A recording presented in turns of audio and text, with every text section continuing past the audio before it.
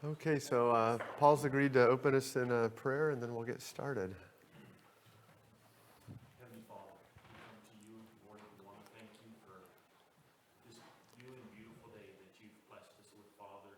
Thank you, Lord, for this time together at your house and in your word, Father. We ask for your guidance.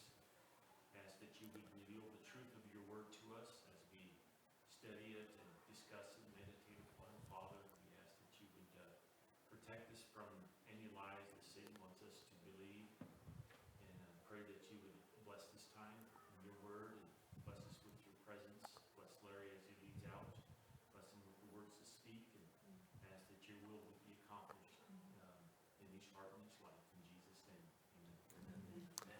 Okay, so we're in the book of Hebrews right now, and the format is different than how it was in LTC, so we're not on a time schedule, and we have more leeway to deviate side to side. And it just dawned on me, I think I'm going to break the flow of how I was going to do everything and say, let's start out by reading chapter 2. So could we have, let's just say each person read 4 verses?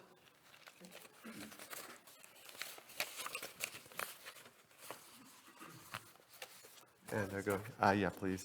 Therefore, we must pay much closer attention to what we have heard, lest we drift away from it. For since the message declared by angels proved to be reliable, and every transgression of disobedience received a just retribution, how shall we escape if we neglect such a great salvation? It was declared at first by the Lord, and it was attested to us by those who heard, while God also bore witness by signs and wonders and various miracles, and by gifts of the Holy Spirit distributed according to his will. For it was not to angels that God subjected the world to come, of which we are speaking. It has been testified somewhere, what is man that you are mindful of him, or the son of man that you care for him? You made him for a little while lower than the angels, and you have crowned him with glory and honor, putting everything in subjection under his feet. Now in putting everything in subjection to him, he left nothing outside his control. At present, we do not yet see everything in subjection to him. But we see him who for a little while was made lower than the angels, namely Jesus, crowned with glory and honor because of the suffering of death, so that by the grace of God he might taste death for everyone. For it was fitting that he, for whom and by whom all things exist, in bringing many sons to glory, should make the founder of their salvation perfect through suffering.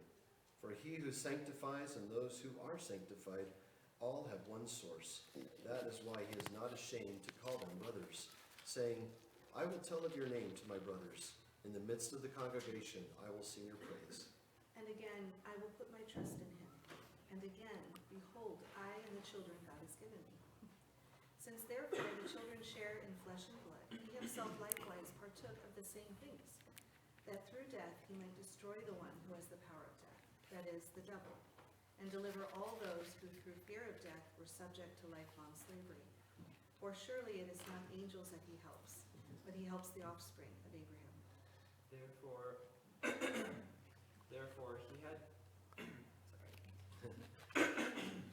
Therefore he had to be made like his brothers in every respect, so that he might become a merciful and faithful high priest in the service of God, to make propitiation for the sins of the people. For because he himself has suffered when tempted, he is able to help those who are being tempted. Okay, so when I was getting ready for this class earlier in the week, I read this chapter, and in all honesty, I was like, wow, what does this mean? What's the takeaway on this? So do any of you, after just reading this right now, have a takeaway? Like, I think there's a simple message here, and then there's a deeper one. What's the simple message? It's in the first verse. Yeah. Yeah, so pay attention. So basically, it's like you need to be diligent about your salvation. You need to not let it slip away. But then it gets a little complicated. And I'm going to talk a little bit about those, and then we're going to do like kind of one of those stories where you're at the beginning of the story and then you're end, and then you're at the beginning, you're at the end. And then we'll try to all fill it in, and hopefully it'll make a little bit of sense. So some of the things that were challenging to me on this was, You made them a little lower than the angels. You crowned them with glory and honor. Who is them? Okay. And then we bump forward to 8. Yet at present we do not see everything subject to them. But we do see Jesus, who is made lower than the angels for a little while. Why was he made lower than the angels for a little while? That was one of the questions.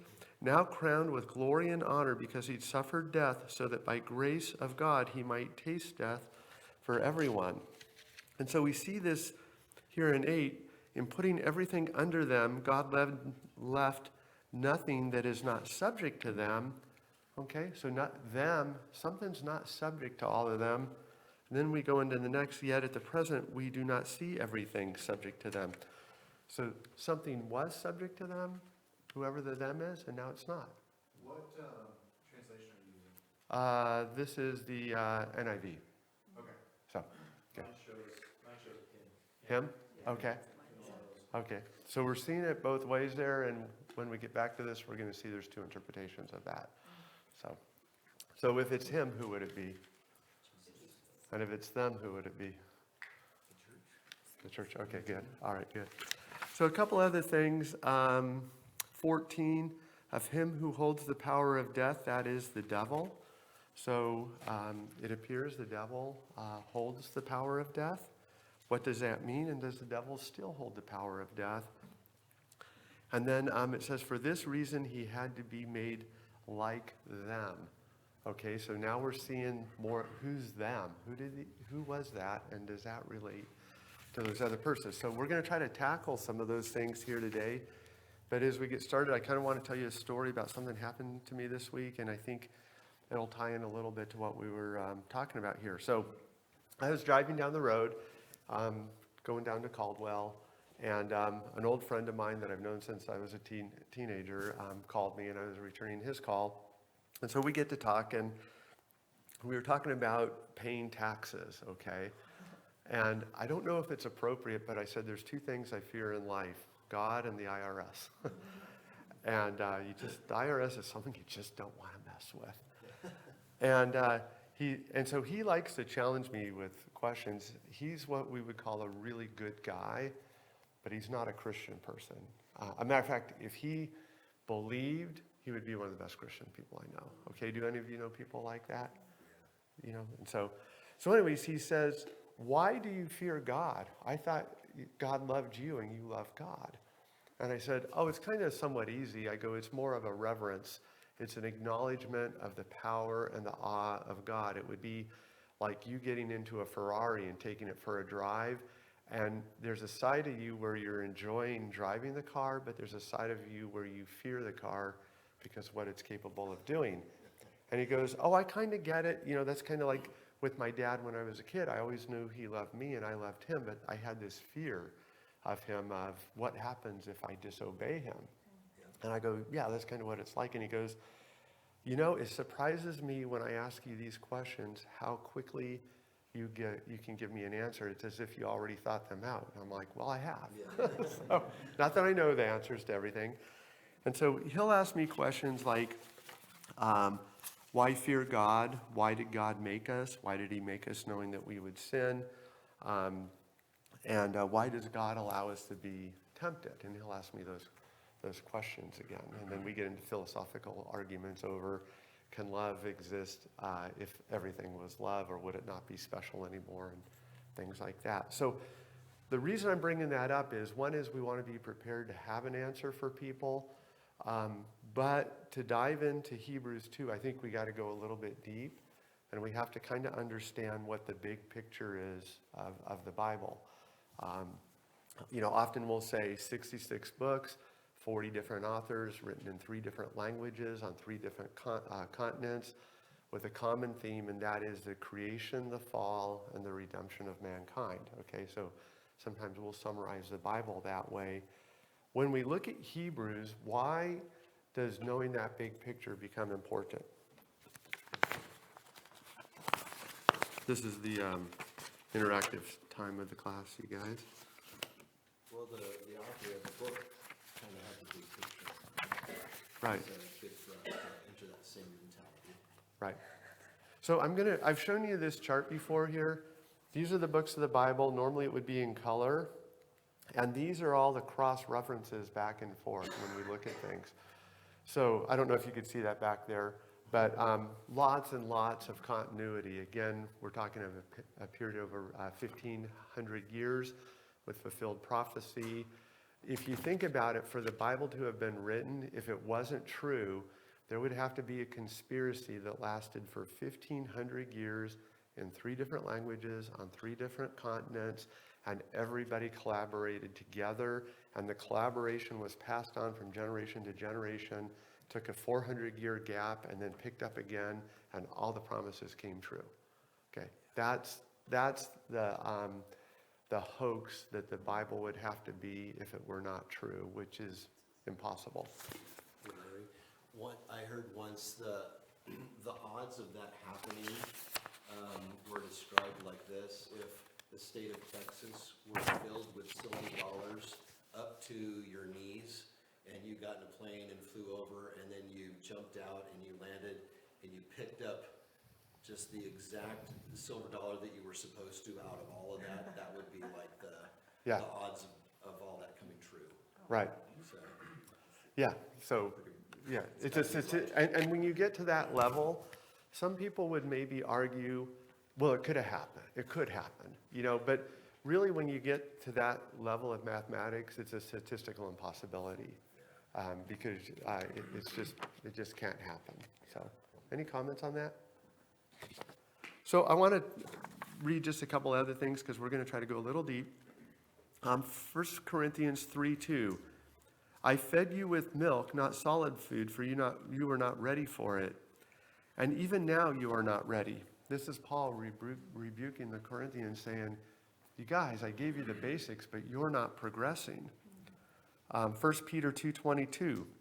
Like newborn infants long for pure spiritual milk, that by you may grow up into salvation. Again, they're talking, I believe, about when you first become a Christian, you understand the basics, and then as you progress, you go deeper and deeper. And then Hebrews, this is in the book we're in, 5:12 and 13. For though by this time you ought to be teachers, you need someone to teach you, again, the basic principles of the oracles of God. You need milk, not solid food. And so, again, we see these verses where we're told to progress in our walk with God as we move forward. So I want to start and just ask you, I have all kinds of notes here, some technical questions. And it's going to relate to this. And then again, when we go back, and this is a challenge, I'm hoping the second Hebrews will make a little bit more sense to you. So why did Jesus have to become lower than the angels? And so if we look here in chapter 1, it says Jesus is greater than the angels, and then it says he had to be made lower than the angels. So going all the way back, looking at creation, looking at the fall of man, looking at redemption, why did Jesus have to become lower than the angels? It seems simple to me. It means he had to become human. That's lower than the angels, in my opinion. I would agree with you. But let me ask you a question then. Don't be afraid to ask other questions. If Jesus is made lower than the angels, is there a hierarchy in the spiritual realm? Seems there has to be. Okay. And what is it? well, I know God's at the top. Okay, good. Start there. Okay, let's start at the top. Who's at the bottom? That's a good way. We'll bookmark it, right?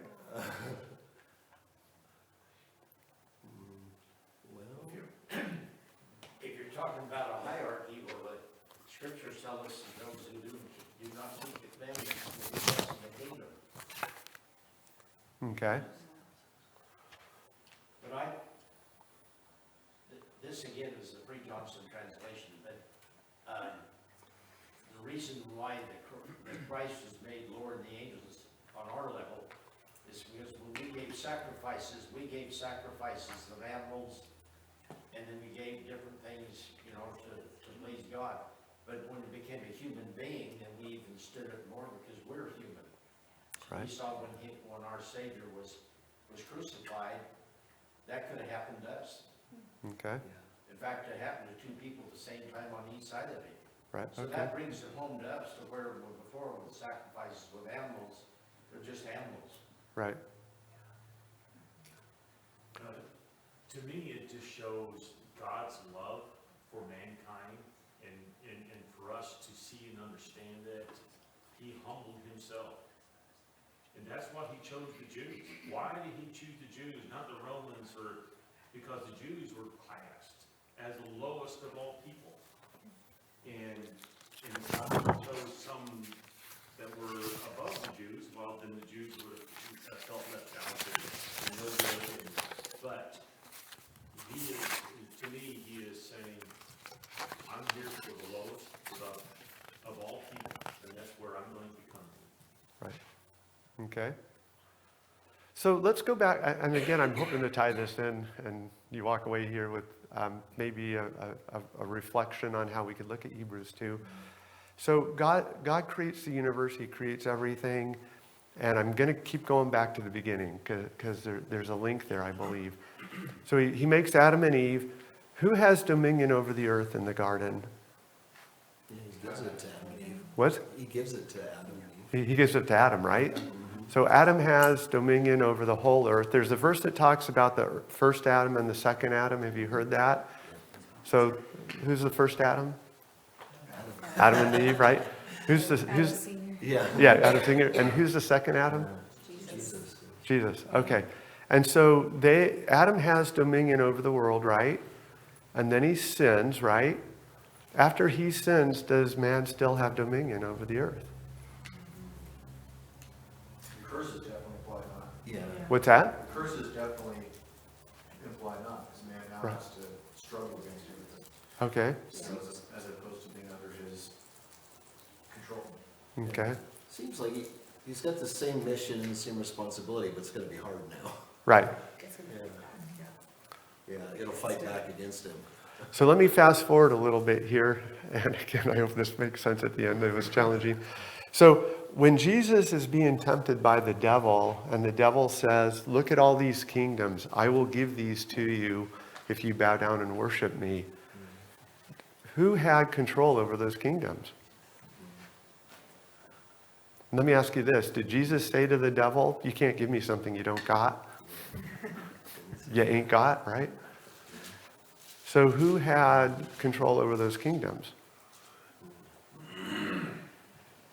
Did the devil? He said he did, and Jesus didn't challenge him on it. Okay. Kind of makes me think of like in Job where God allows Satan to do things to Job, but he's on a tight leash. You know? Right, So God has given him that right, control, but He is called the prince of this world. yeah. yep.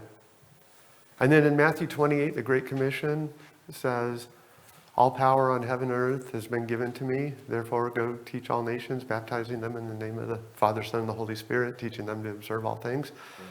So at that point, Jesus says, all power has been given to me. So who gave him the power and who had the power? The Father. Father, right? But did the Father have it at that point? And this is what I want to ask you. Or did the devil have control at that point? So there's nothing outside the Father's grasp, outside the Father's control, but clearly, as we can see in Job, and as Scripture attests, the Father gave control in certain areas for the devil. Right? It didn't mean that God didn't allow things to happen outside of his control, but he did give power to the devil in these areas. Okay, so let's go back to chapter 2 here, verse 14. Since the children have flesh and blood, he too shared in their humanity, so by his death he might break the power of him who holds the power of death.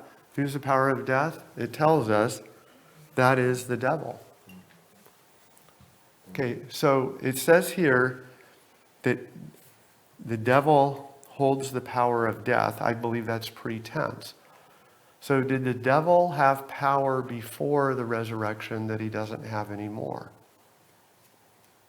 And then it goes on to say here, and the question I'm asking you originally is, why did Jesus have to become lower than the angels, to break the power of death? He holds the power of the death is the devil. Go ahead, Adam.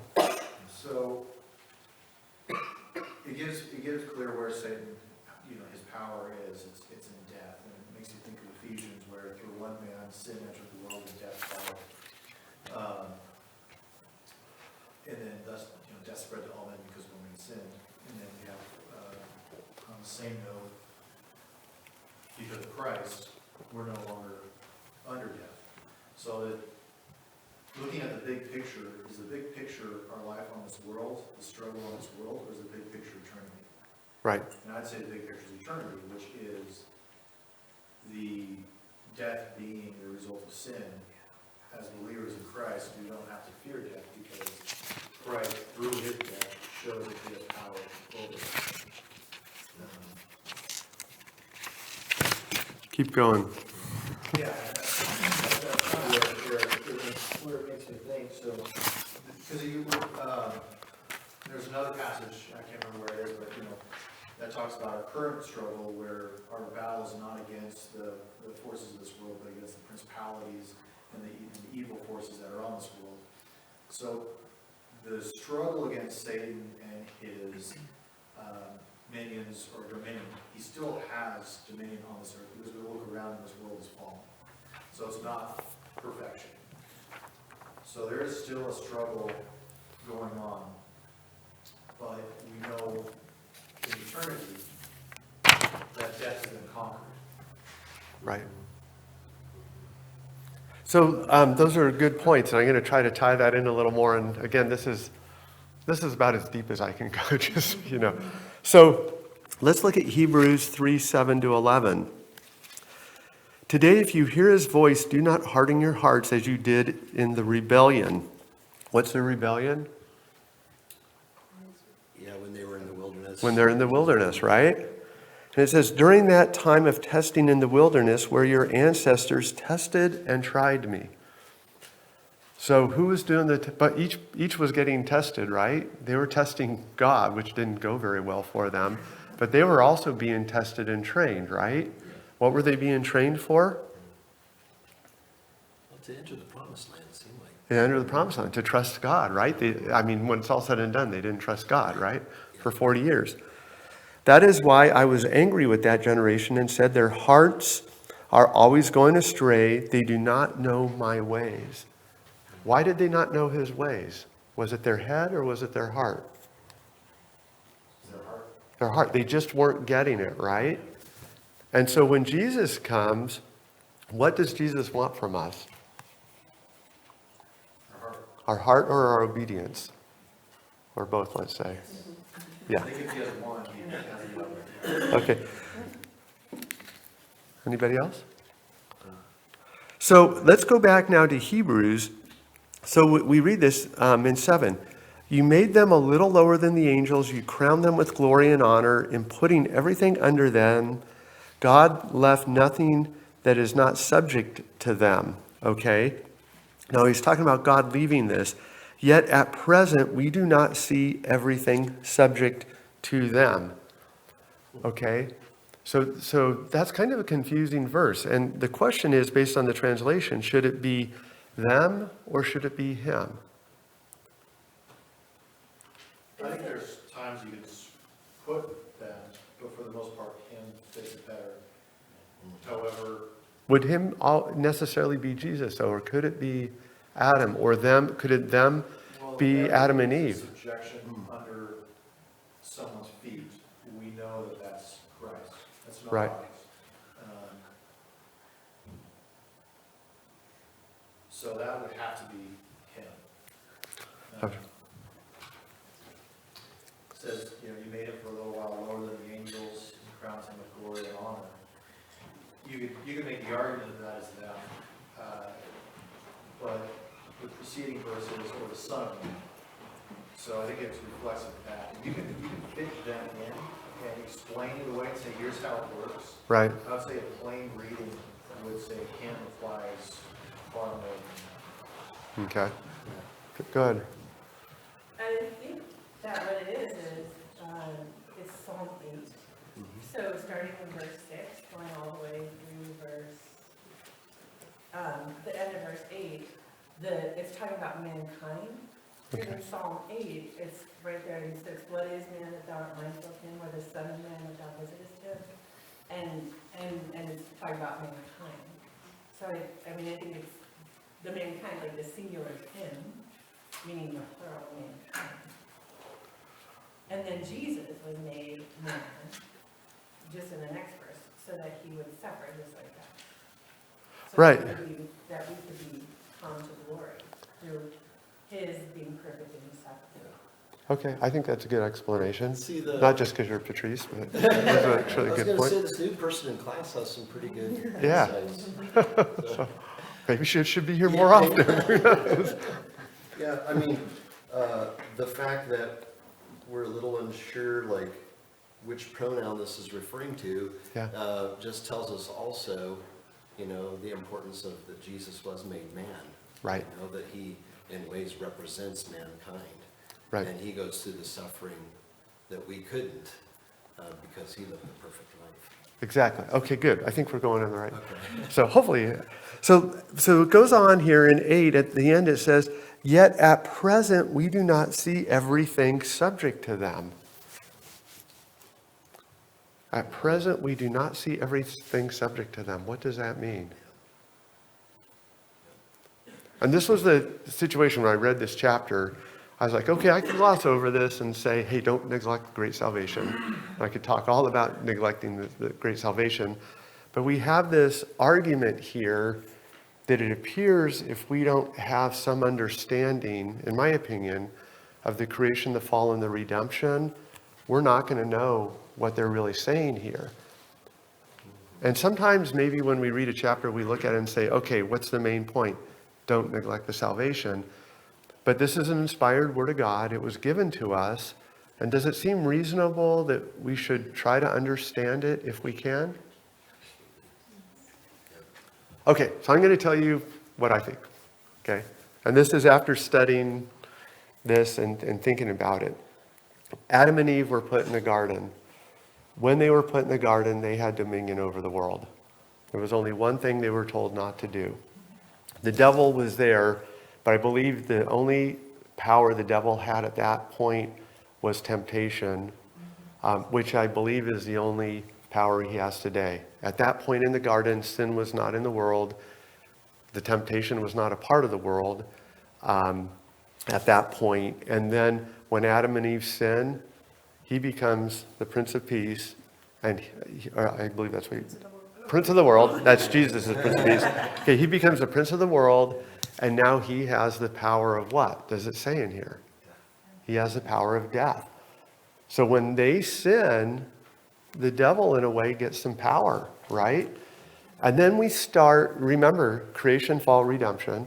So once they fall, now we start the redemption cycle, right? Okay? And the devil has power now. He has the power over death if people sin. It wasn't like that before, right? And then we start progressing forward, and Jesus comes, and what does Jesus do? What kind of life does he live? Sinless. Sinless. Would it be fair if we said the only reason Jesus didn't sin was because he had divine power? Yeah. Okay, think I it's putting actually it believe simply, though. what's that? It's putting it quite simply, though, Yeah. you know. Was there a challenge to be the ultimate sacrifice? Did you have to be sinless? Yeah. Yeah.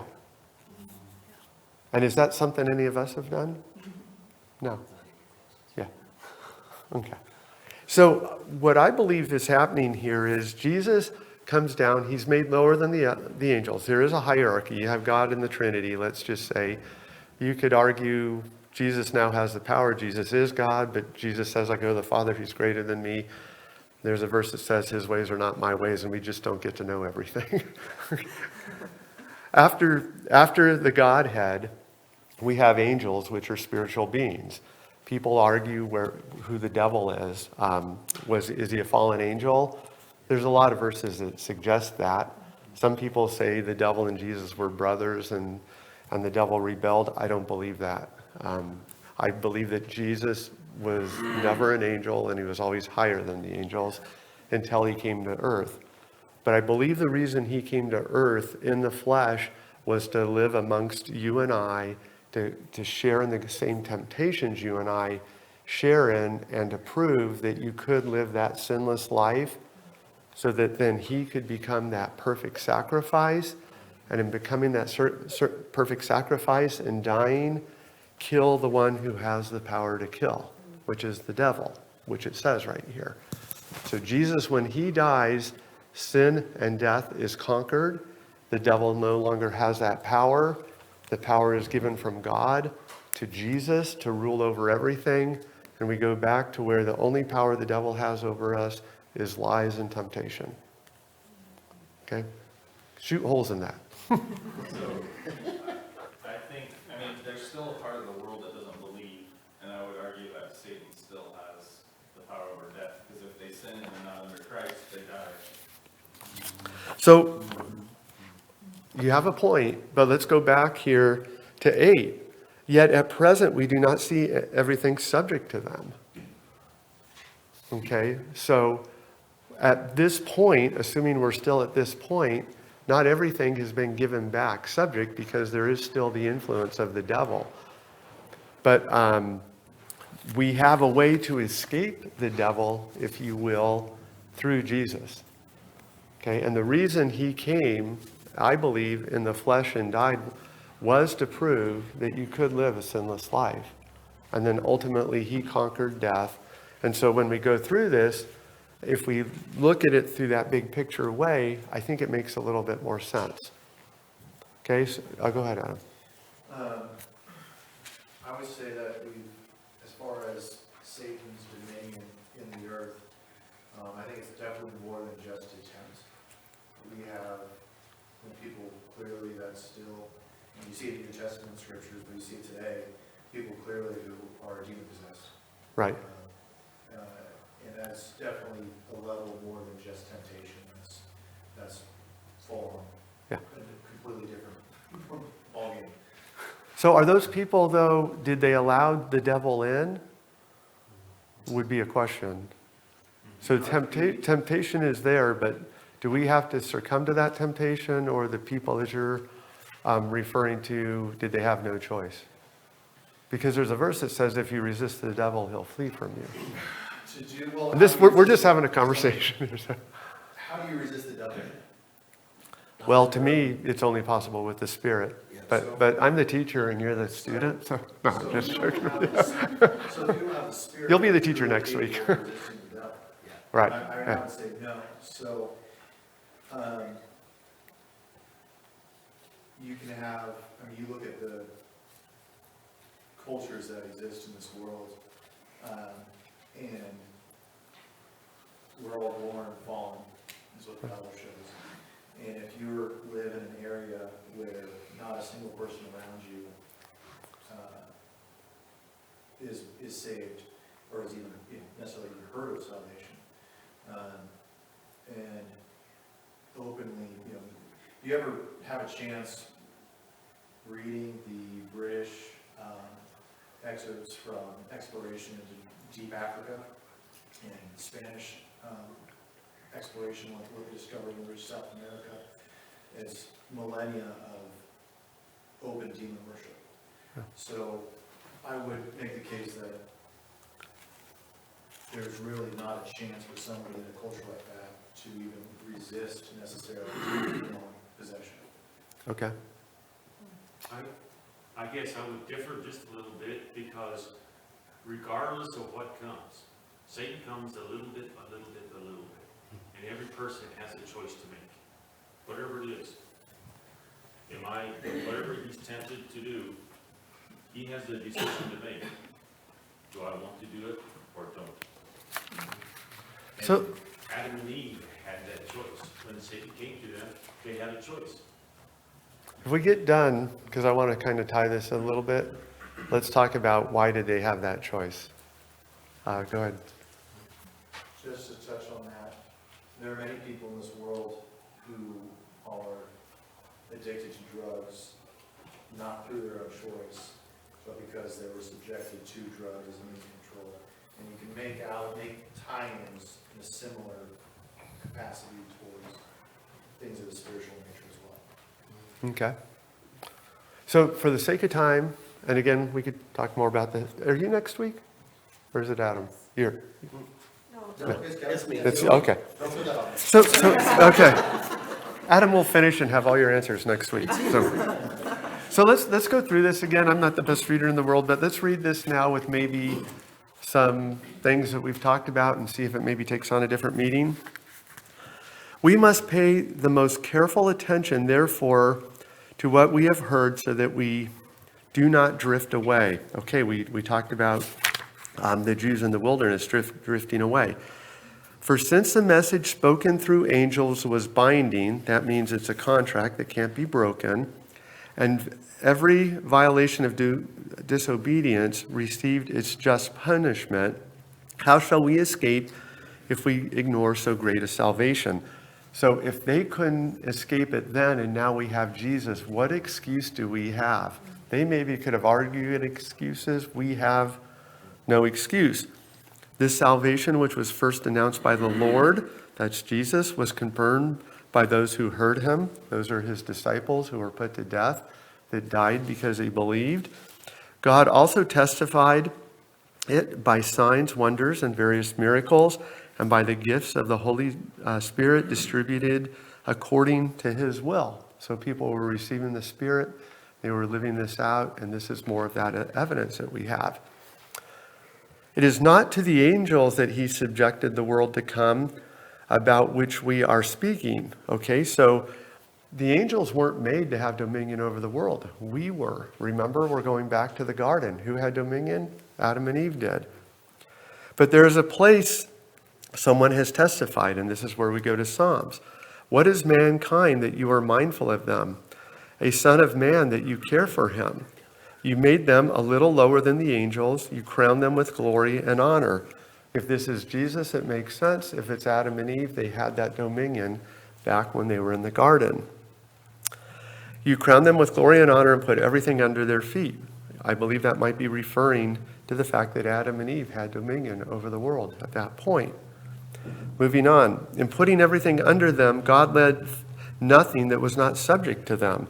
Okay, so if that's them, again, they had dominion.